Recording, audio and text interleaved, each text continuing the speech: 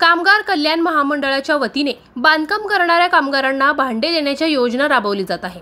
मात्र भांडे पुरवठा करणाऱ्या ठेकेदाराच्या चुकीच्या नियोजनामुळे लाभार्थ्यांना मोठी अडचण निर्माण होत आहे। रात्री बेरात्री या लाभार्थ्यांना बोलावून भांडे देण्याचे नियोजन केले जाते। मात्र गेल्या अनेक दिवसांपासून या लाभार्थ्यांना भांडे देण्याचे नाव सांगून वारंवार कार्यालयाला बोलवले जात आहे। त्यामुळे संतप्त लाभार्थ्यांकडून शहरातील कोरी नाका परिसरात रास्ता रोको आंदोलन करून ठेकेदाराचा निषेध करण्यात आला। गोरगरीब लोकांना भांडे मिळावं यासाठी शासनाच्या वतीने चांगली योजना राबवली जात आहे। मात्र ठेकेदाराच्या निष्काळजीपणामुळे लाभार्थ्यांना तासनतास लाईनीत उभे राहावे लागत असल्याने लाभार्थ्यांकडून आज ठेकेदाराचा निषेध करून शहरातील ठिकठिकाणी रास्ता रोको आंदोलन करण्यात आले। नंदुरबार प्रतिनिधी सुरेश बोरसे यांचा रिपोर्ट। धन्यवाद।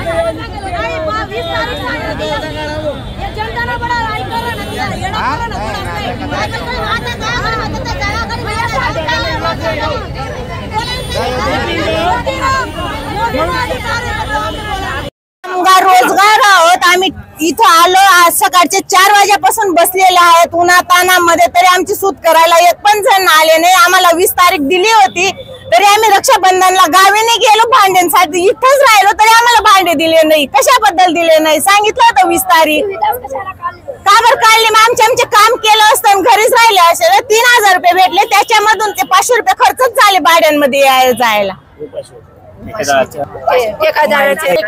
ठेकेदाराचा ठेके रद्द करा।